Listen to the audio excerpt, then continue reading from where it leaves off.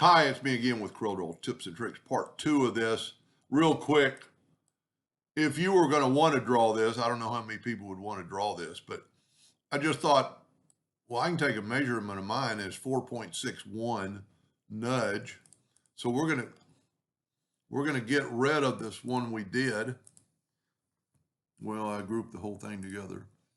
Go up to Object, Group, and Ungroup, and grab this one and delete it. So all we had to do now is Control G to group, Control D to duplicate, double click on the rotation and put it in the center of that hole and rotate it a negative 30 degrees, negative 30 degrees. Okay, this one, negative 60 to make it double. So Control D to duplicate, double click on the rotation, put it there and rotate it at a negative 60. And then take in that 4.61. So if you did the 3, 2, 4 part like I did, that 4.61 is going to be exactly.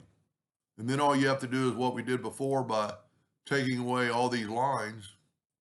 And I'm not going to finish it just because, well, I'll finish this part just so people get the idea. But you need to really watch part 1 more so. You got to get rid of all these lines and then come up here to get this swoop, this turn. Whoop. See, that's what I did earlier. I went too far. Make sure you just get that. And you can hold down the Alt key and it will help you draw a line. See, I did it right there again. So we need to take a 2-point line and just go from that edge to that edge because you're just going to fill it in. And then we're going to get the Smart Fill tool and fill that in.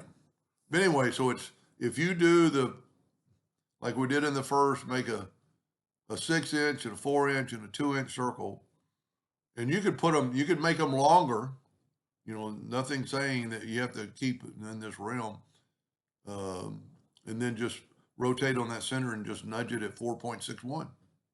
Anyway, I hope that helped a little bit. Thank you for watching.